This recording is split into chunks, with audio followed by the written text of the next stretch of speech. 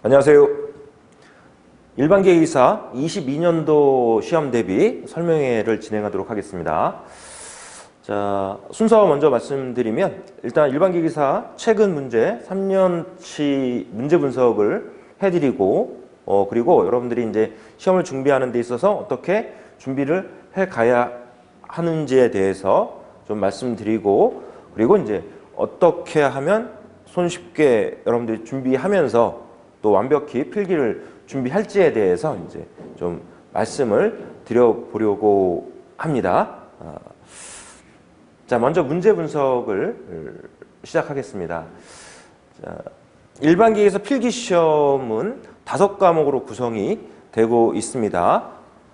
1과목이 재료역학, 2과목이 기계연력학, 3과목이 기계유체역학, 4과목이 기계재료 및 유압기기, 기계재료라는 과목과 유압기기라는 과목, 유공합공학을 얘기하는 건데 2과목이 한 과목으로 구성이 되고 제5과목이 기계제작법 및 동력학입니다. 기계공작법이라고 하는 과목과 그리고 동력학이라고 하는 과목을 합쳐서 한 과목으로 구성된 이렇게 이제 5과목으로 해서 구성이 되고 있는데 1과목을 먼저 보도록 합니다. 재료역학 20문제가 출제가 되고 있고요. 30분 동안 20문제를 풀어야 합니다. 필기시험 대비는 구민사 교재를 가지고 진행이 되는데 구민사 교재 재료역학 파트를 보면 이렇게 이제 10개 챕터로 구성이 되어 있습니다. 1장이 힘과 모멘트 평형, 2장이 응력과 변형률, 3장이 평면도형의 성질, 4장이 비틀림, 5장이 보석의 굽힘, 6장 보석의 응력, 7장 보의 처짐, 8장 기둥, 9장 조합 응력과 모아원, 10장 부정정보로 해서 구성이 되는데 19년도, 20년도, 21년도 이렇게 3년 동안 보게 되면 힘과 모멘트 평형과 관련된 문제들이 출제가 좀 되고 있는데 평균 한 문제 정도가 출제되는데 21년도에는 한 문제도 출제가 되지는 않았습니다. 그러나 힘과 모멘트 평형과 관련된 내용을 알아야 연력학 문제를 해결할 재료역학 문제를 해결할 수 있기 때문에 필수적으로 공부를 하셔야 되는 부분이긴 하죠. 그래서 공부를 하셔야지 되고요. 시험 문제가 단적으로 나오느냐 안 나오느냐 관계없이 1장은 중요합니다. 재료역학은 정력학의 바탕을 둔 학문이기 때문에 정력학 문제를 풀기 위해선 정적인 힘 상태에 있는 물체의 힘과 모멘트 평형을 해석할 수 있어야지만 재료역학, 응력과 변형과 관련된 문제를 해결할 수가 있습니다. 2장이 중요하죠. 2장이 많게는 이제 7문제, 적게는 4문제 정도가 나올 수 있는 분량에 해당이 됩니다. 응력의 표현에는 단순하게는 정적 힘의 평형 상태에 있을 때 응력과 변형의 문제를 해결할 수가 있는데 단순히 힘의 평형 상태에 있을 때 응력과 변형에 관련된 내용입니다. 많게는 7문제, 적게는 4문제 정도가 꾸준하게 이제 출제가 되고 있고요. 3장이 평면도형의 성질인데 우리가 응력을 또 해석하는 데 있어서는 모멘트 평형 상태에 있을 때도 응력이 발생하게 됩니다. 모멘트 평형 상태에 있을 때 응력을 해석하기 위해서는 3장의 평면도형의 성질과 관련된 내용이 정리가 되어 있어야만 합니다. 필수적이죠. 4장의 비틀림, 그리고 5장, 6장, 7장, 10장의 보문제를 풀기 위해서는 3장의 평면도형의 성질의 내용은 필수적입니다.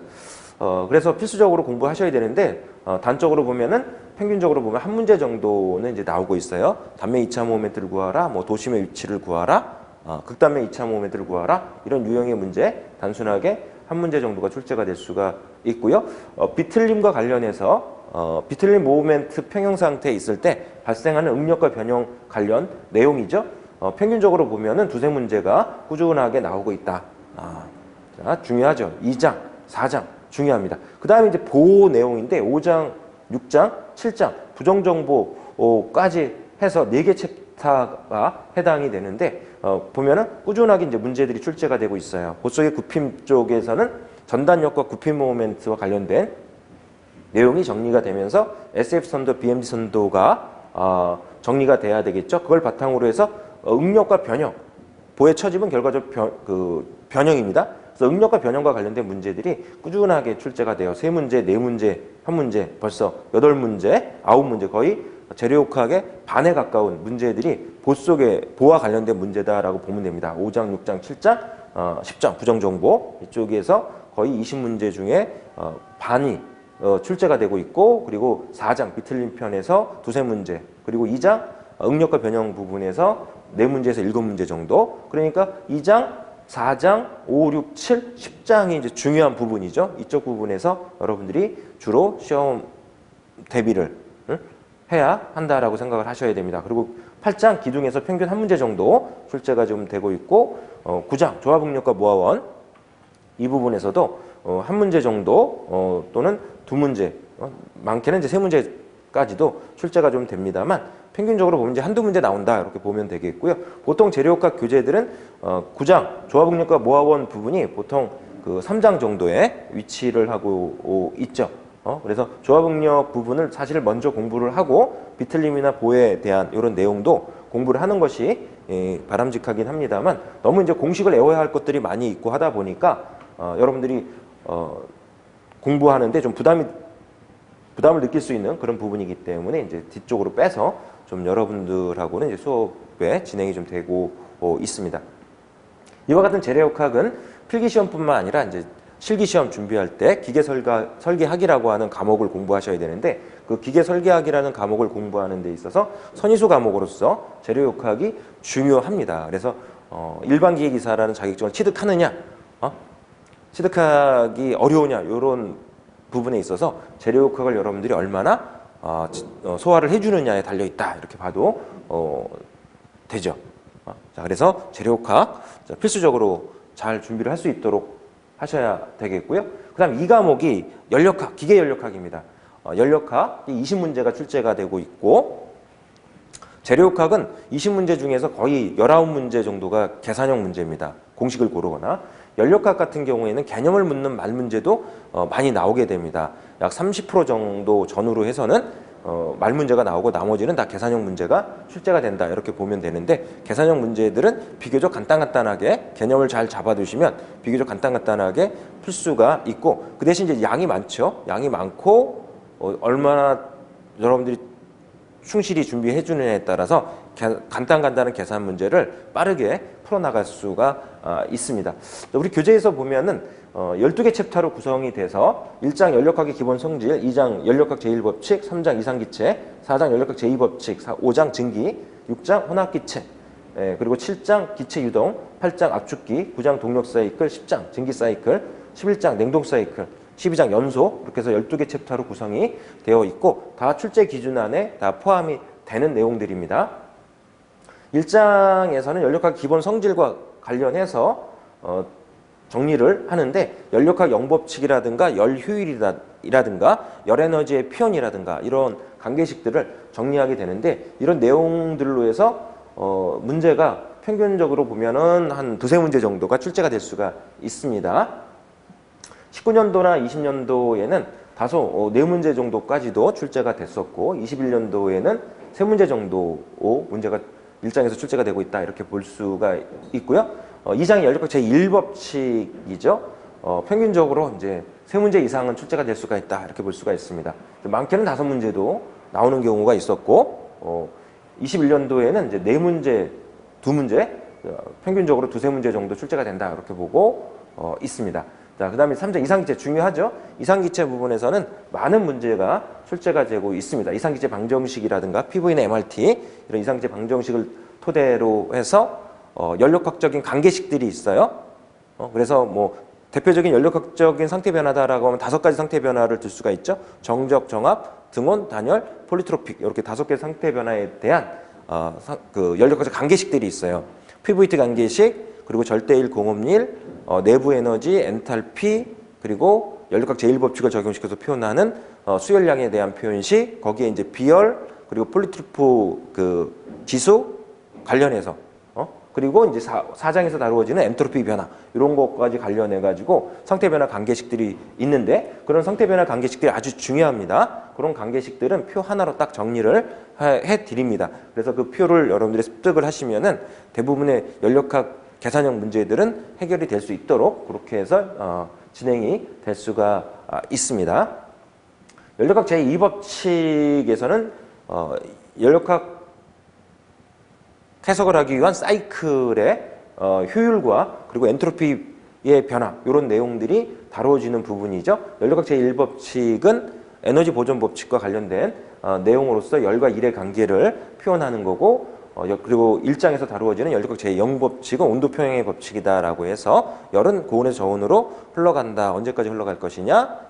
두 열원의 온도가 동일해질 때까지, 두 물체의 온도가 동일해질 때까지는 열의 수수가 있다. 이게 이제 연력학 제0법칙에 해당이 되겠죠. 그래서 연력학 0법칙, 1법칙, 2법칙 이런 내용들이 연력학의 핵심이다라고 볼 수가 있습니다. 그래서 연력학의 점수가 나오느냐 안 나오느냐는 1장에서부터 4장까지 이 내용을 여러분들이 습득하고 있느냐에 달려있다라고 보면 되겠고 이걸 바탕으로 해서 9장의 동력 사이클 부분, 이 부분들이 정리가 돼야 되고요. 5장 증기 부분을 정리해서 10장의 증기 사이클하고 붙여서 정리를 해줘야지 됩니다. 그리고 4장에서 보면은 5, 6문제 정도까지도 출제가 되고 있습니다. 자, 그래서 이제 1, 2, 3, 4장만 놓고 봐도 벌써 21년도 사회시험을 놓고 봐서도 벌써 5문제에 9문제 더하니까 이제 13문제 정도가 14문제 정도가 되죠. 벌써 뭐 12개 이상이 여기서 나온다는 것이죠. 그래서 1장에서 4장까지만 잘 정리하고 개념을 잘 잡아둬도 벌써 14개 이상, 70점 가까이 이상의 문제를 해결할 수가 있고 그걸 바탕으로 하면은 동력 사이클 해가지고 4가지 정도 사이클이 정리가 돼요. 오토, 디젤, 사바데, 브레이튼. 오토 사이클, 브레이튼 사이클이 중요하죠. 그렇게 해서 이제 사이클 쪽에서도 평균적으로 한 2문제 정도는 나온다라고 볼 수가 있습니다.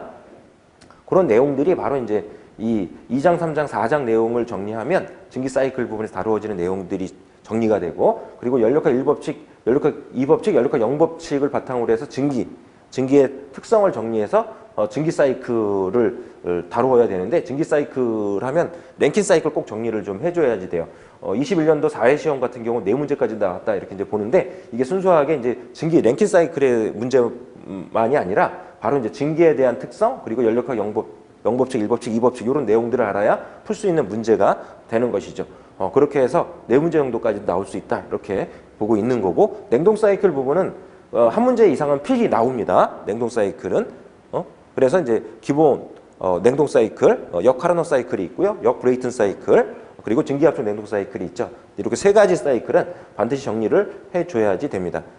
그 중에서 주로 이제 나올 수 있는 게 이제 21년도 같은 경우에는 주로 이제 그 이상 냉동 사이클, 가역 이상 냉동 사이클 쪽에서 출제가 좀 되고 있었다 이렇게 보면 됩니다. 8장과 12장 연소 부분은 안 하셔도 상관은 없을 것 같아요. 혼합기체도 물론 마찬가지로 거의 출제가 되고 있지는 않습니다. 그래서 혼합기체나 압축기, 연소 이런 부분들은 뭐 패스를 해도 상관은 없습니다만 간혹 나올 때가 있어요.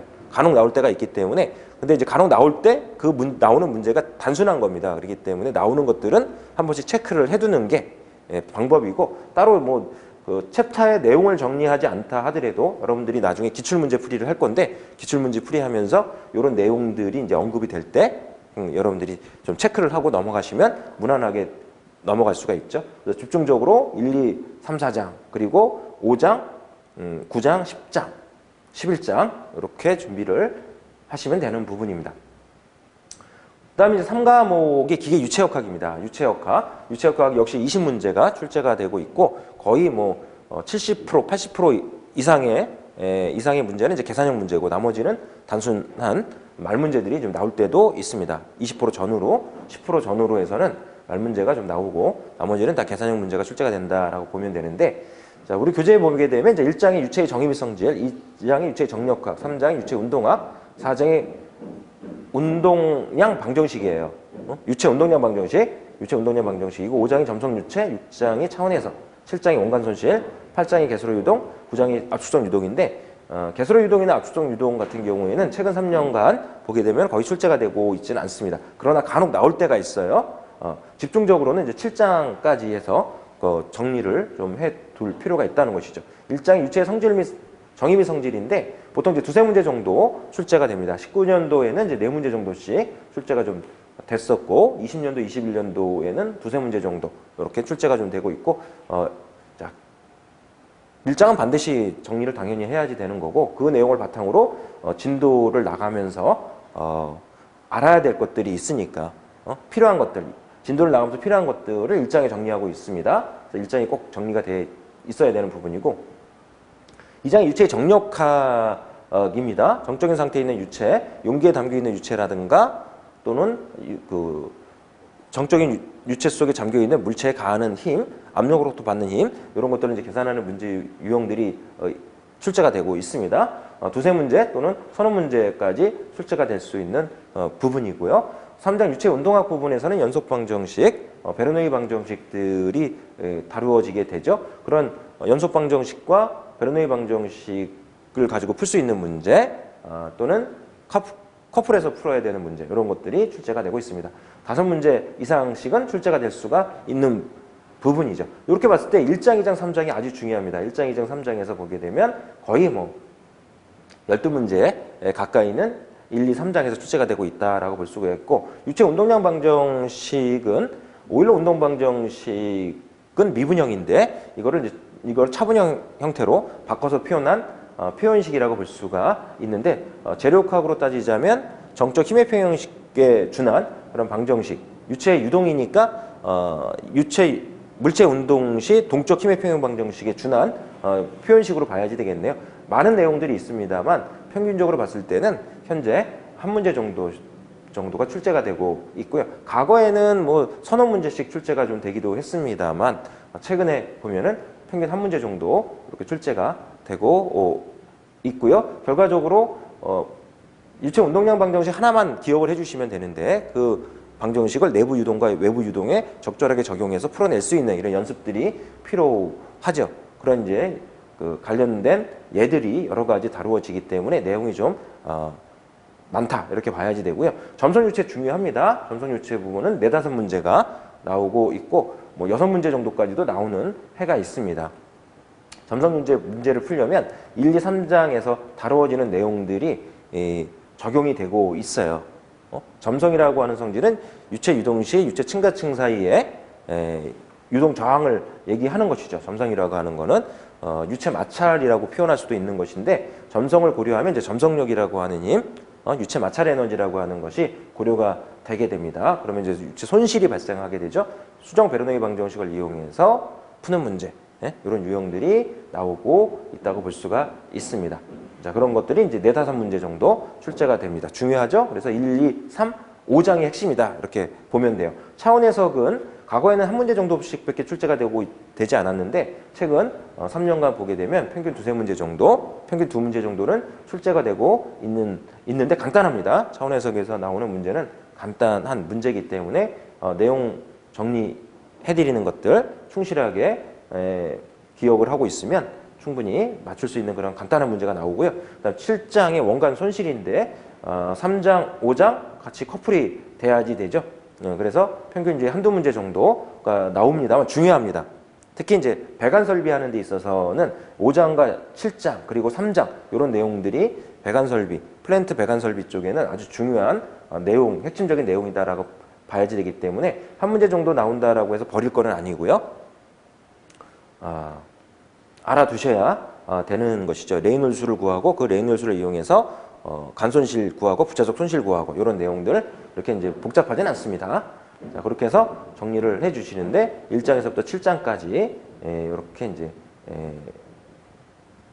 정리를 해 주시면 되겠고, 개소리 유동과 9장 압수성 유동 부분은 이제 출제되는 것들 위주로 해서 좀 봐두실 필요는 있는데, 건너뛰어도 합격에는 큰 지장은 없다. 그러니까 과감하게 건너뛸 사람들은 건너뛰고 공부하셔도 됩니다.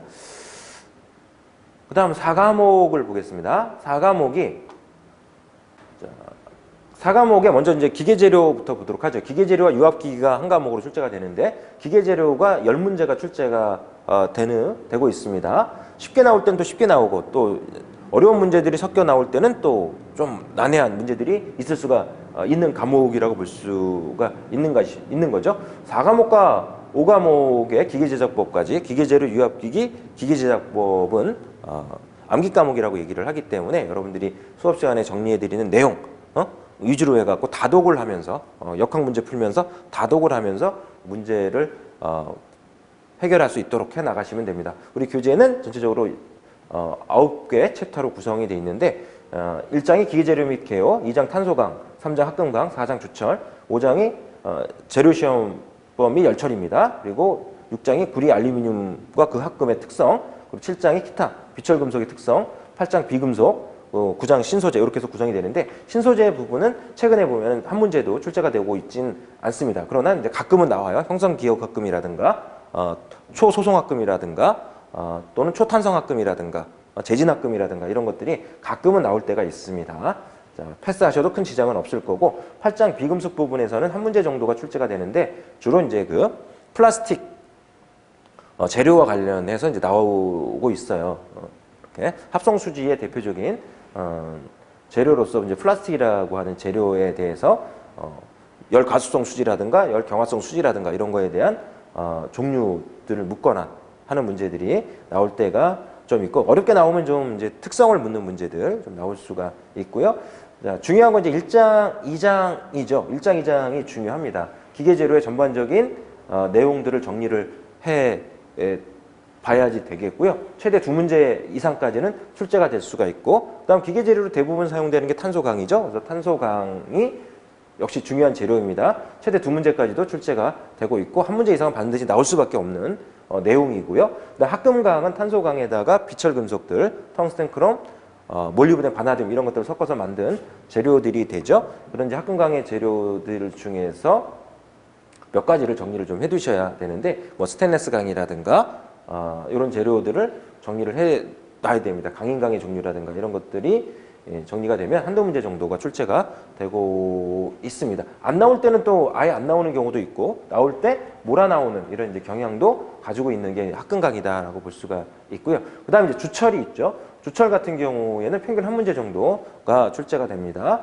주철의 특성이라든가 주철의 종류라든가 주철의 용도라든가 또는 이제 주철의 합금이라든가 이런 것들이 출제가 되고 있습니다. 안 나올 때는 또 안 나오고요. 나올 때는 평균적으로 보면 한 문제 정도 출제가 되고 있다, 이렇게 볼 수가 있고, 그다음에 재료시험. 재료시험은 기계재료 1장의 기계재료 파트에 기계적인 성질 부분에서 다루어지는 내용들하고 같이 커플이 돼서 정리가 될 필요가 있습니다. 자, 평균적으로 이제 2-3문제 정도가 출제가 될 수 있어요. 열처리는 반드시 나오죠.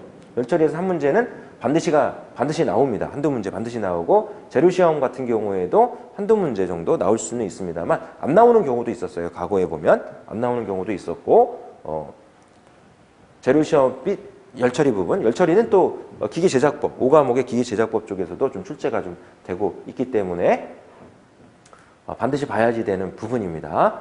그리고 비철금속으로서 구리와 알루미늄의 용도가 아주 중요하죠. 구리와 알루미늄이 다양하게 각 분야에 좀 사용이 되고 있는 특성이 있기 때문에 반드시 또 정리가 좀 필요합니다. 한두 문제는 꼭 나올 수 있다. 다음 기타 비철금속 쪽에는 이제 니켈이라든가 니켈합금, 또는 아연, 또는 그 마그네슘, 이런 그 금속들의 합금들이 또 나오는 경우가 있습니다. 그래서 평균 한 문제 정도 출제가 좀 되고 있고, 안 나올 때도 있다. 안 나올 때도 있다. 그다음 이제 8장 부분 말씀드렸죠. 이렇게 해서 중요하게 봐야 되는 부분은 1장, 2장, 3장, 4장, 5장, 6장 정도까지는 이렇게 해서 이제 좀 전반적으로 훑어봐야지 되는 것이죠.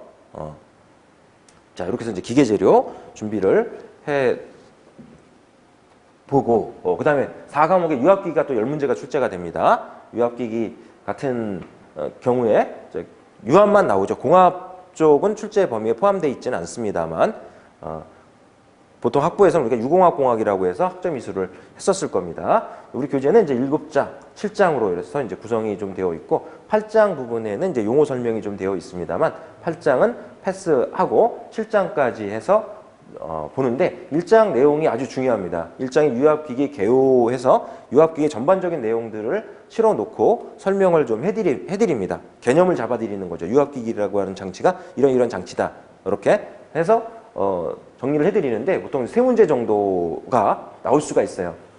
3문제 정도 나올 수가 있고, 2장이 유압유인데, 유압유는 오일, 기름을 얘기하는 것이죠. 안 나올 때도 있습니다. 안 나올 때도 있지만 평균 봐서 이제 한 문제 정도 출제될 가능성이 있다. 뭐 유압유의 특성이라든가 유압유의 종류라든가 또 유압유의 또 첨가 물질이라든가 이런 거와 관련된 문제들이 출제가 될 수 있고 3장이 유압장치 구성입니다. 1장의 유압기기 개요를 설명할 때 유압장치 구성에 대해서 설명을 좀 드리는데 세부적인 그런 내용들이 추가가 좀 됩니다. 추압기와 관련해서 좀 잘 봐두셔야 되는데 자주 나오는 것이 추압기, 어큐뮬레이터라고 하는 추압기가 있고 또 배관, 배관에 대한 부분이라든가 또 기름을 저장하고 있는 탱크 관련된 그런 문제들이 출제가 좀 되고 있고 4장 유압펌프 중요하죠. 유압펌프의 종류에는 용접형 펌프가 주로 사용이 되는데 대표적인 게 이제 기업펌프, 베인펌프, 피스톤펌프 등이 있습니다. 그런 펌프의 용도, 특성 이런 것들, 원리 이런 것들을 알아두셔야 되고 계산형 문제가 나올 가능성이 높아요. 유압기기에서는 계산형 문제가 한두 문제가 꼭 출제가 되는데 그 한 문제가 유압펌프나 작동기 쪽에서 보면은 뭐 실린더라든가 유압 모터 쪽에서 나올 수가 있죠. 그래서 유압 작동기의 종류라든가 특성 이런 것들, 원리 이런 것들 좀 봐두셔야 되고 유압 제어 밸브 쪽도 한두 문제가 꼭 나옵니다. 아주 나올 가능성이 높은 부분이에요. 유압 제어 밸브. 유압 제어 밸브를 알아야 유압기기 개요라든가 유압 회로 이런 부분에서 해결할 수 있는 문제들이 있습니다. 그렇게 해서 이제 커플이 돼서 문제가 나오는 거고요. 그래서 유압 제어 밸브의 종류에는 압력 제어 밸브, 유량 제어 밸브, 방향 제어 밸브들이 있죠. 그래서 단순하게는 압력 제어 밸브가 아닌 거, 유량 제어 밸브가 아닌 거, 압력 제어 밸브의 종류나 유량 제어 밸브의 종류 이런 것들, 그런 것들을 바탕해서 압력 제어 회로, 속도 제어 회로 이런 것들이 시험에 문제에 출제가 되고 있는 것이죠. 그래서 유압 회로와 관련돼서도 한두 문제가 꼭 출제가 되고 있고 작동기도 안 나올 때도 물론 있습니다만 평균 한 문제 정도 출제가 되고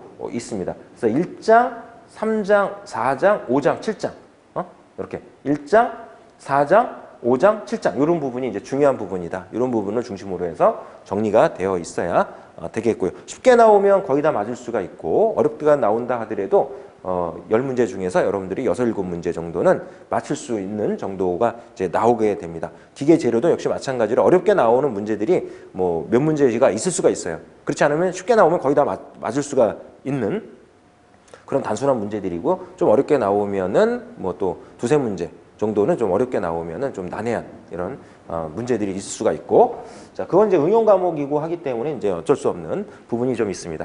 자 그다음에 이제 5과목으로 넘어가는데 5과목이 바로 이제 동력학과 기계제작법에 해당이 되는데 동력학은 이렇게 이제 6개 챕터로 구성을 해서 서론 그리고 질점의 운동학, 운동역학, 강체 운동학, 운동역학, 진동학 이렇게 해서 10문제가 출제가 좀 되는데요. 질점의 운동역학 3장 그리고 5장 강체 운동역학, 진동 이쪽 부분이 중요합니다. 이쪽 부분에서 문제들이 다수 출제가 되고 있다라고 보면 돼요. 1장에서는 용어 이제 좀 정리를 합니다. 뭐 질점과 강체, 물체 운동에는 뭐 평면 운동, 변진 운동, 회전 운동이 있다라고 하는 이런 운동학과 운동역학의 개념 이런 것들을 1장에서 좀 다루어 보는데 뭐 전공자라면 그냥 넘어가도 상관없는 그런 내용일 수 있습니다.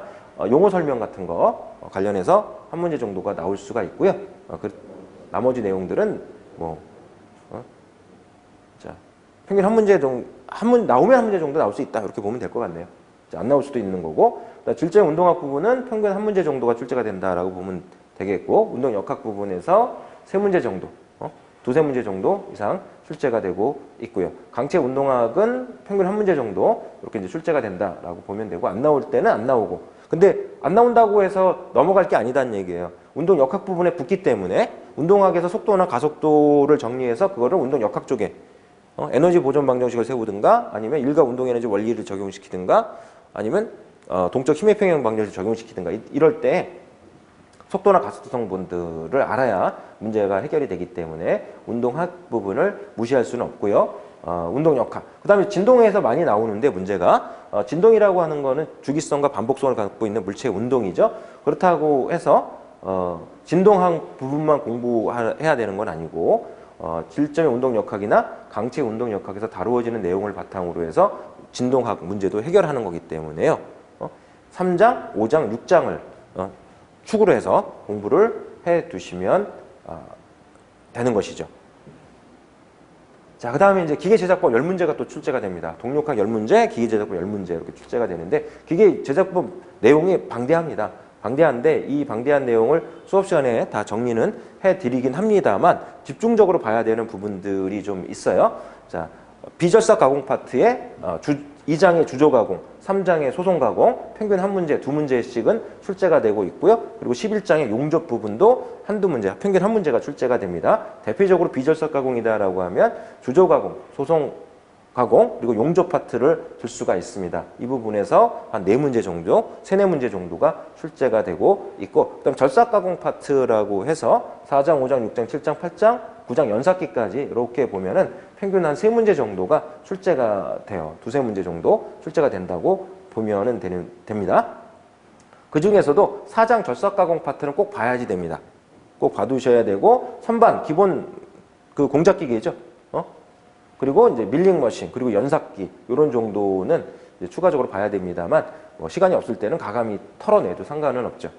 그래도 큰 지장은 없을 거예요. 4장의 내용을 정리해야 되는데, 4장 정리할 때 일반적인 공작기계를 하나 좀 그 예를 들어서 정리를 해야 되거든요. 그게 바로 선반이다라고 보면 돼요. 그래서 선반은 문제에 나오든 안 나오든 절삭가공 이론 정리할 때 선반을 기준으로 해서 적용되는 이런 내용들이 많이 있기 때문에 선반은 같이 필히 정리가 돼야 될 필요성이 있고요. 열처리 부분은 기계재료에서도 한 문제 나옵니다만 기계제작법 쪽에서도 한 문제 나오는데 내용이 겹치죠.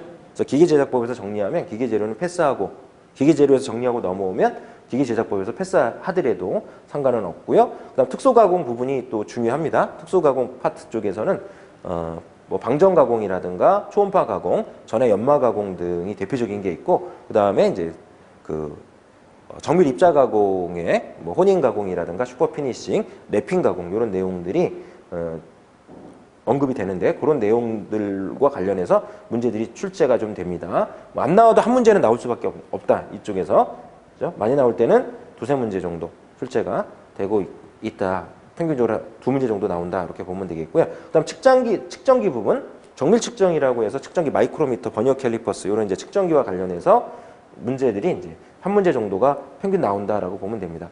20년도에는 한 문제도 안 나왔는데, 이런 기회는 거의 그렇지 않습니다. 그러니까 거의 이제 한 문제는 나올 수밖에 없어요.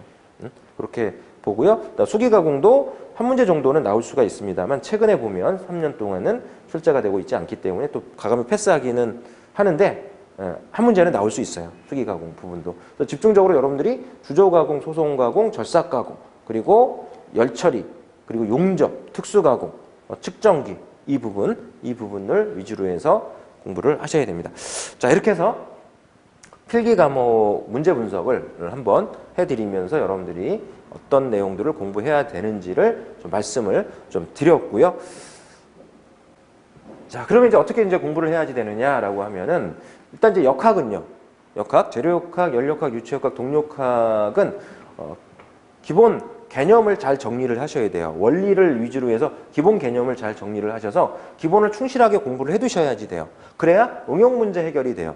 그냥 문제만 주구장창 풀고선 그 공부하자, 시간이 없을 때 이제 그렇게 하는 거긴 합니다만, 그래도 그렇게 준비하면 완벽히 준비하기가 좀 어려워요. 이렇게.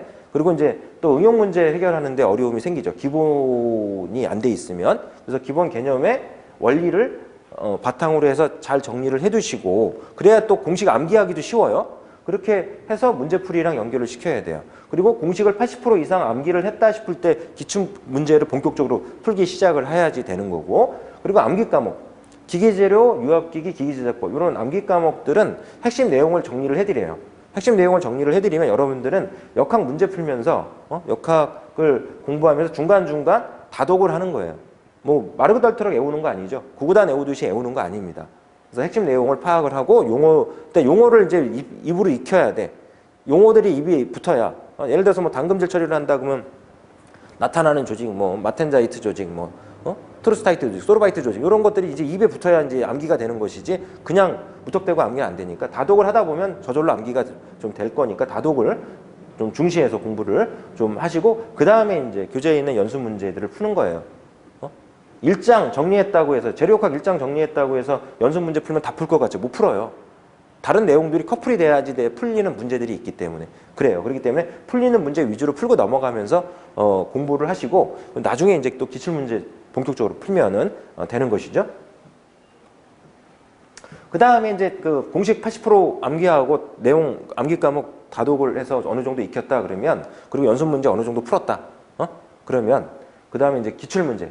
교재에 보면은 기출 문제가 있습니다. 3년치 기출 문제를 여러분들이 10일에서 15일, 10일이 좋을 것 같긴 하네요. 10일 정도를 목표로 해서 3개년 기출 문제를 반복해서 풀어서 익히는 게 중요합니다. 자, 처음에 풀 때는 다 풀어야 되겠죠. 그 다음에 두 번째 풀 때는 이제 틀렸던 문제라든가 또는 풀이를 보고 풀었던 문제라든가 이런 것들 위주로 해서 공부를 하시고, 3회 때는 최종적으로 이제 틀린 문제들 위주로 한 번 더 보시면서 난이도 높은 문제를 눈에 익혀야 돼요. 이때 보통 10일 정도 푼다 그러면은 시험 보기 보름 전, 2주 전을 선택을 해서 시험 보기 2주 전에 3년치 기출 문제를 반복해서 푼다는 거죠. 그래서 어느 정도 점수가 나오는지, 시간 내에 풀 수 있는지 이런 것도 확인을 해가면서 문제를 풀어야 될 필요가 있습니다. 그러면서 난이도 높은 문제는 눈에 익혀서 바로 이제 시험을 볼 때 풀 수는 있으나 시간상 답을 선택하고 넘어갈 수 있도록 한 과목당 적어도 두세 문제, 서너 문제는 만들어놔야 시간을 세이브 시킬 수가 있어요. 그래야 개선 문제를 충분히 풀 수가 있어. 이제 그런 측면에서도 이게 아주 중요할 수 있다. 그리고 이제 무엇보다 중요한 게 5과목 중에서 두세 과목, 주과목을 선택해요. 70점, 75점 넘어가는 과목을 두세 과목 선택을 해놓고 나머지 그 두세 과목은 서브 과목으로 해서 40점 이상만 넘어가면 전체 평균이 60점 넘어가서 합격이 될 수가 있어요. 필기는 가락이라는 제도가 있어요. 그래서 과목당 40점 미만이면은 전체 그 평균이 60점 넘어가도 불합격 처리가 돼요. 전체 평균이 60점이 넘어가고, 그리고 과목당 가락이 발생하지 않아야 돼요. 과목당 40점이 넘어가면서 전체 5과목 평균이 60점이 넘어가면 합격이 되는 것이죠. 가락 없이 100문제 중에서 60문제 이상만 정확히 맞췄다 그러면 합격이 됩니다. 자, 그래서 주과목 두세 과목을 선택하라. 75점 이상, 4개, 15개 이상 넘어가는 과목을 두 과목을 잡았다. 재료역학, 연력학 이렇게 잡았다. 그러면 나머지 세 과목은 50점 이상 넘어가야 되네요. 두 과목 잡으면 50점 이상 넘어가야 전체 평균 60점이 넘어가게 되고, 만약에 세 과목을 잡았다. 75점 넘어가는 과목 세 과목을 잡았다. 재료역학, 연력학, 유체역학 이렇게 잡았다. 그러면 4, 5과목이 두 과목, 부과목이 되겠죠. 서브 과목이 됩니다. 그런 경우 40점 이상만 넘어가도 전체 평균은 60점이 넘어가게끔 됩니다. 그래서 합격을 할 수가 있는 것이죠. 이런 거를 선정하는 게 중요해요. 언제? 시험 보기 2주 전에. 시험 보기 2주 전 기출문제를 3년치 기출문제를 풀면서 그렇게 이제 선정을 하고, 나머지 이제 그 남은 기간 4, 5일 정도 남은 기간 동안에는 최근 기출문제를 풀면서 자가 테스트를 해야죠. 자가 테스트를 해서 내가 점수가 나오는지를 확인을 해줘야지 돼. 자가 테스트를 통해서 점수가 나오고, 혹시 점수가 안 나오고 어떤 과목이 문제가 되고 가락이 발생할 수 있는 과목이다라고 하면 그 과목을 남은 3, 4일 동안 그 과목에서 점수가 나올 수 있도록 마무리를 해가지고 시험 최종적으로 점검하고 이제 시험 보러 가야 되겠죠. 이렇게. 자, 그래서 1년치 정도는 이제 테스트용으로 남겨놓고 기출문제 3년치 이상 기출문제를 반복해서 푸른 다음에 테스트 1년치를 가지고, 테스트용 1년치를 가지고 이제 과목당 30분의 시간을 갖고 2시간 30분 동안 100문제니까 2시간 30분 동안 시험을 봅니다. 재료학과 시험 보고서 끝났다고 해서 또 쉬는 시간 갖고 연력학 2과목 시험 보고 이런 게 아니라 2시간 30분 동안 100문제 주고서 2시간 30분 동안 문제 다 풀고 그래야 나갈 수가 있어요. OMR 카드에 이제 마킹하고 이제 제출을 하게 됩니다. 이렇게 해서 정확히 푼 거는 바로바로 체크를 하세요. 그리고 찍어야 되는 문제들이 있죠. 찍어야 되는 문제들은 찍을 때 정확히 푼 문제를 OMR 카드에 표시를 해놨기 때문에 안 찍힌 번호들이 있어. 예를 들어서 뭐 1번이 안 찍혔다 그러면은 찍을 때 1번 문제 위주로 다, 예를 들어서 내가 15문제 풀었다. 5문제 찍어야 돼. 그런데 지금 마킹을 해놓은 거 보니까 1번이 안 찍혀 있어. 그러면 이제 나머지 5문제 답이 1번이 될 확률이 좀 있죠. 그런 경우 이제 5문제 다 몰아 찍는 거지. 이렇게. 나는 가락만 면하면 돼. 이렇게 유압기기 공부를 안 했어. 예를 들어서 유압기기를 공부를 안 했어. 그럼 유압기기 이 10문제 중에서 내가 확실하게 뭐 2, 3문제 이상만 넘어가면 내가 이제 가락 면하고 합격할 수 있을 것 같아. 그러면은 뭐 10문제를 한 번으로 다 찍는 것도, 그러면 최소 2, 3개 이상, 많게는 뭐 반타작 이상을 할 수도 있어요. 응? 그런 경우도 있기 때문에 그렇게라도 해서 가락 면하라는 얘기지. 가락은 면할 수 있습니다. 그런 식으로 하면. 그래서 뭐 예를 들어 17개 풀었다, 18개 풀었다, 2개를 찍어야 돼. 2-3개. 그러면은 찍어서 또 맞출 수도 있고 다 맞을 수도 있고 뭐 그런 확률이 남아 있는 것이죠. 그렇게 이제 좀 한번 생각해 볼 수도 있다 이런 얘기고요. 그리고 이제 기출 문제 풀고 테스트 문제 풀고 해가지고서 틀린 문제들을 여러분들이 분석을 해가지고 최종 마무리를 하고 그러면서 공식 암기를 마무리하셔야 돼. 역학은 공식 암기를 하고 문제를 보면 바로 어떤 공식을 적용시켜서 풀어야 되느냐 이게 바로 돼야지 돼요. 연결이 안 되면은 시간 내로 다 풀 수가 없어. 그래서 목표치, 목표 점수 딱 정해놓고 풀어야 됩니다. 자, 그래서 22년도 일반기기사 대비해서 학원에서는 우리가 특강을 좀 개설을 합니다. 1차 개강이 12월 27일 이루어지고 2차 개강은 22년도 1월 3일 이루어질 것입니다. 그리고 이제 여름방학 때 준비를 하겠다. 그러면 여름방학 특강 같은 경우는 저희 보통 보면 6월 마지막 주 6월 27일, 22년도에는 6월 27일, 그리고 2차는 7월 4일을 기준으로 해서 우리가 학원 개강을 하고, 요때 이제 그 여름방학을 특강을 들으면 4회 시험 대비를 할 수가 있고, 겨울방학 특강을 준비를 하면은 여러분들이 이제 1회나 2회, 1회 시험이 2022년도 3월 첫째 주 일요일 날 있을 겁니다. 예상하건데 아직 나오진 않았고요. 내년도 22년도 시험 일정이 아직 나오진 않았습니다. 그래서 보통 보면은 3월 첫째 주 일요일 날 1회 시험이 있어요. 필기 시험이 있습니다. 그 시험 대비하거나 그리고 이제 5월경에서 이제 2회 시험이 있을 거예요. 그래서 1회 시험이나 2회 시험을 목표로 하는 경우에는 이 겨울방학 특강을 좀 들을 수가 있고 좀 늦게 와도 상관없어요. 1월 3일 이후에 1월 중순 정도까지만 1월 중순 정도에 이제 준비를 시작하더라도 늦지는 않는다 이런 얘기죠. 그렇게 해서 이제 3월 첫째 주 일요일 날 시험 대비를 충분히 할 수가 있을 겁니다. 비전공자들은 빨리빨리 선택을 해서 뭐 동영상 무료로 제공해 드리니까 직강 수업 들으면 동영상 무료로 해 드립니다. 지원을 해 드리기 때문에 미리미리 보면서 예습하시고 직강 수업 들으면서 공부를 하시면 돼요. 좀 늦게 오시는 분들은 무료로 동영상 제공해 드리기 때문에 그 동영상을 보면서 여러분들 공부를 하실 수가 있고요. 자, 이렇게 해서 이제 서울 덕성기술 학원에서 22년도 1회 시험 대비해서 개강을 할 것이다. 서울 덕성기술학원은 1호선 대방역 3번 출구에 위치하고 있습니다.